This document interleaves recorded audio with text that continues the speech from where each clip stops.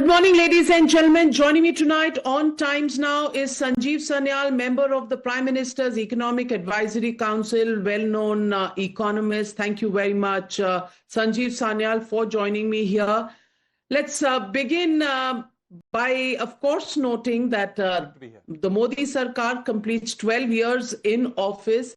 But is this a moment that you can sit back and celebrate the growth of the economy, or would the worry factor in your mind overshadow the achievement factor of the last 12 years?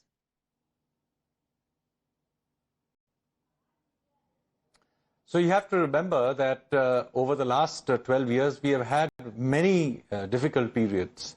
We inherited a banking problem.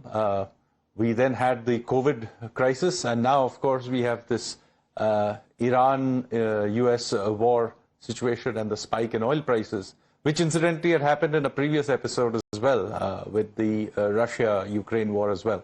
So, you know, over the last 12 years, we've gone through many shocks, but I think we could take fair judgment that we have been able to deliver growth throughout this period. Obviously, during the COVID lockdown, that was difficult, but by and large, over the long period of time, I think we can take satisfaction from the fact that we have maneuvered this economy through difficult times. And the latest GDP number that came out for 2025-26 suggests that the economy grew by 7.7%, no mean achievement.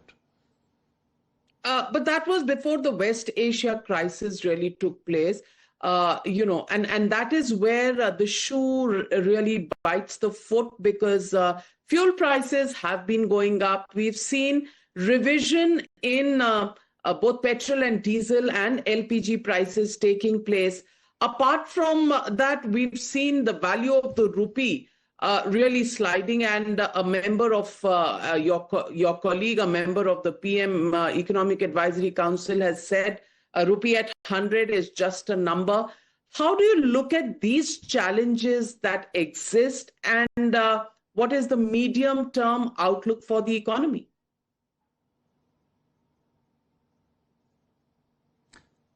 So difficult situations appear from time to time.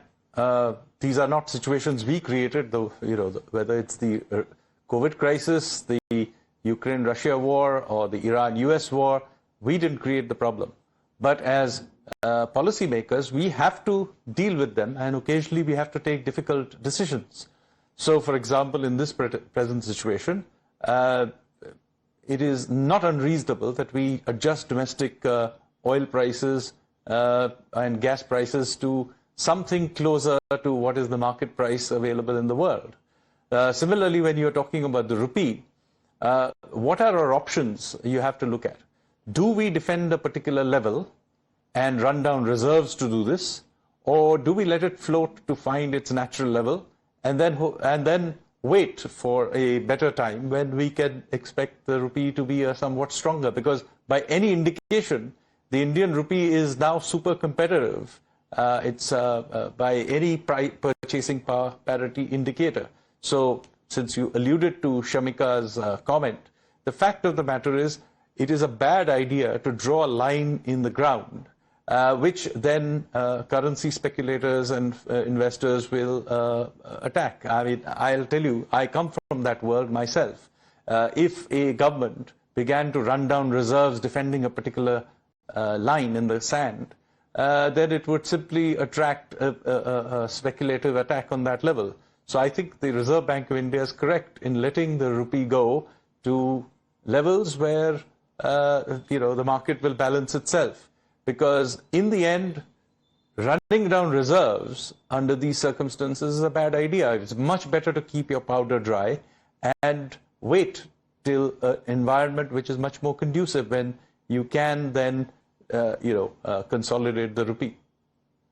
Well, that would have been absolutely acceptable to me as an economist if, and I don't want to draw you into a political debate, but if members of this government had used the similar approach in the previous government. In the previous government, every time the rupee fell, it was questioned in terms of the policy that was being followed.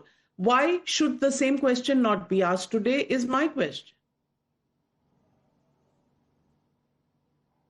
Because it is very important to look at the circumstances in which the rupee is under pressure. So, for example, if the rupee is under pressure because excessive demand is being generated internally and it's causing imbalances because you are growing the banking system at an unsustainable pace, running up NPAs and so on, then clearly that is due to internal imbalance and should be called out that you're causing macroeconomic instability. On the other hand, if there's an external shock, we have to choose. Do we then deal with that shock by essentially running down our foreign exchange reserves, which I am arguing against? I think most sensible economists would say that. Or do we draw a line in the ground, run down our reserves against a problem which we have no idea of how long this will last? I mean, this could last till tomorrow morning, and this could last for the next 1 year. In which case, if it lasts for a long period of time, we'll have run down the reserves and we'll still have the problem. So at that situation, we will be in a much worse position. So I would argue we should keep our powder dry. The two circumstances are totally different.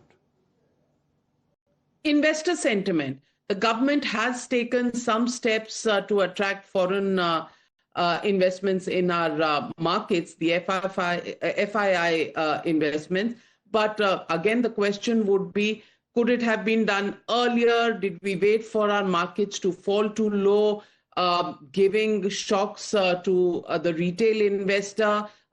Same question can be asked about fuel price. Could it have been hiked earlier, or does an election dictate everything in this country? How much is economic policy buffered from the political policy? These are questions that we must take stock of at this occasion on the 12th year milestone of the government. So while political considerations, of course, are to be taken into account at the political leadership level, let me say that every time the oil prices spikes up or down, we don't adjust domestic prices. What we do is that when, for example, oil prices had gone down, a certain amount of buffer had been allowed to build up. Now that buffer was allowed to run down, and then now that oil prices have sustainably stayed up, the domestic prices are being allowed to go up. By the way, we do this even with the foreign exchange reserve. We lean against the wind in both directions.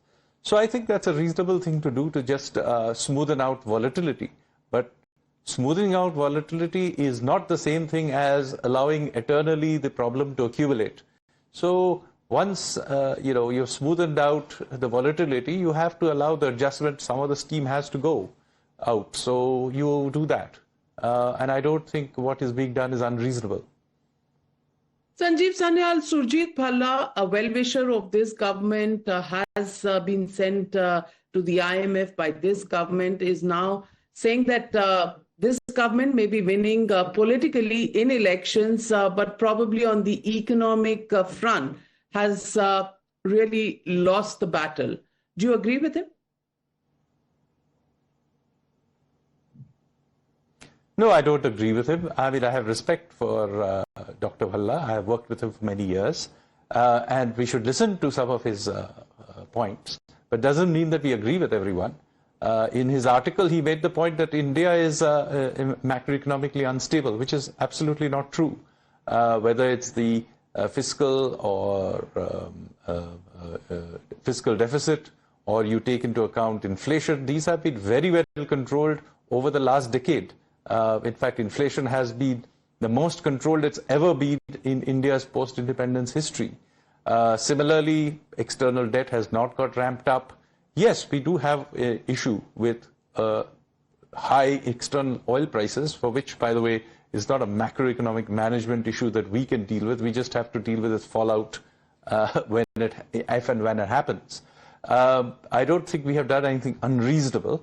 And growth has been very strong. I don't think even he disagrees with the fact that economy grew by 7.7% in the last financial year. This year, we do expect to slow down given all the disruptions that are happening. and the Reserve Bank has said that it expects something in the range of 6.5%. It could be lower if this goes on for a longer time. If it doesn't, then it could be higher.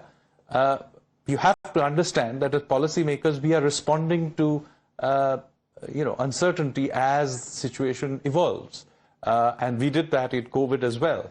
The quality of policymakers is not our ability to foresee every possible outcome into the future, but our ability to respond flexibly as and when those situations arise. And I think we have now got a decent track record of being able to deal with very difficult situations, including COVID, for example, much worse problem than the current situation, let me assure you, since I was, principal economic advisor in the finance ministry at that time as well, and I can assure you those were much tougher. And we proved that we could navigate that. So we will navigate this too. So then let me ask you this question. Is the pace of reform something that you as an economist find satisfactory? Do you think investments in India, which can lead to future growth, are happening at the pace that they should? Is there enough confidence in the Indian economy for growth trajectories to be ensured over the medium and long term? Obviously, there's nothing natural to growth. It has to be earned. So you have to keep doing new and new generations of reform. So there, I do agree with Dr. Bhalla, and in fact, that is my own view as well, that you have to keep doing reforms. Now, over the last decade, 12 years, we have done some major reforms. We have cleaned up the banks using a brand new insolvency and bankruptcy code. We introduced a GST system and then again reiterated to make it more efficient. We introduced an inflation targeting system. These are big structural changes. In addition, we have done a huge number of process reforms. We've opened up the space sector, the drone sector, the geospatial sector, the defense sector. All of these sectors, by the way, just 5 years ago, were actually closed to the private sector in many ways. And so we have opened these sectors up, and they have flourished in most cases. We are willing to do more. I myself write consistently in the media about the process reforms the Indian government should be doing. Some of them get implemented, and I have also published case studies of how the results of that. I am hardly, known to pull my punches as far as criticizing inefficiency in the Indian state. And so we are happy to do more reforms. I'm always open to more suggestions. If you have some good ones, please send them to me. Well, I'm sure the opposition will take a cue from you and send you loads of suggestions. But let me also ask you, the Prime Minister talks of austerity, clearly hinting that there are rough times ahead. If that is the situation, many people question on why he waited for the elections to be over before he gave the austerity message. The question is also, is austerity only in name, not really in action? Even today, social media is full of, a large section of judiciary, bureaucracy, traveling abroad. I'm just asking you, is this austerity conversation serious?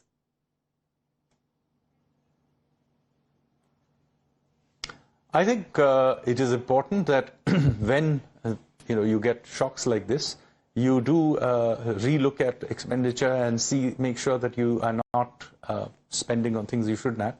I can't comment on the specific instances of people maybe traveling abroad or whatever. I mean, there may be very good reasons why they are doing it. After all, we are a functioning economy, and people do need to travel abroad for negotiating free trade agreements or whatever the reason may be. I can't comment on specific instances like that.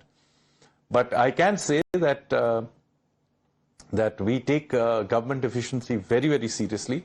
And as I told you before, I am known to publicly criticize parts of the government or the Indian state for things that I think are inefficient or unproductive. I mean, hardly pull my punches on that. So let me say that whether it is elections come and elections go. I don't think this government has been, not doing its job just because of election cycles. But even if that is indeed the case, then those who criticize the government should come together and support the one nation, one election effort. So you can't have it both ways. Well said. Once again, ask you, investments, the pace of investments and the FPI steps just taken. Do you think these are areas that reflect, a soft underbelly?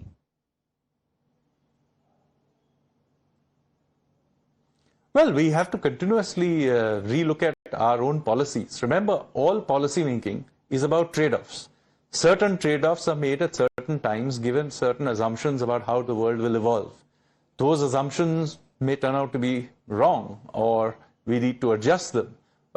Those adjustments are made all the time. I don't think the idea is, we need to have these perfect policies up front and then, let history unfold. That's not the case.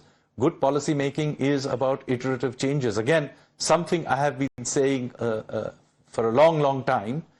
In fact, I like to give an example of the dog and frisbee example. Many of you can see it online. That, iteratively we have to go through time. And whether it's not just for foreign investors, even for domestic investors, we try out different things. Some of them work, some of them don't. It's not, the quality of policy making is not about whether or not I created this one great policy that lasted forever. It really depends on whether, depending on the situation, I was willing to adjust the policies to what were the circumstances. After all, when you drive a car, you do that all the time. It's not like you set up a course and you drive exactly the same way according to plan, irrespective of what the traffic looks like. The same thing is true of the economy. Well, Sanjeev Sanyal, before I let you go, I want to know, what is the work undone so far, which you would like to see done over the next 2 or 3 years? What is that wish list that you have?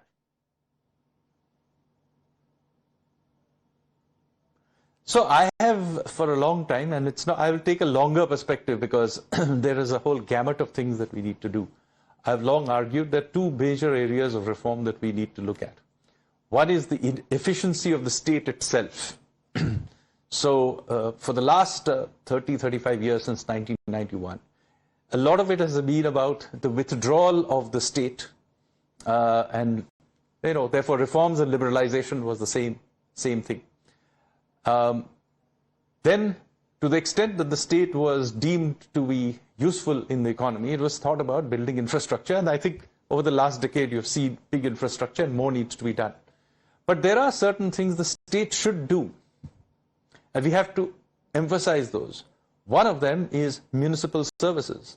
I think we do need that now. This is not a state, this is more a state and local level government issue, not a central government level issue.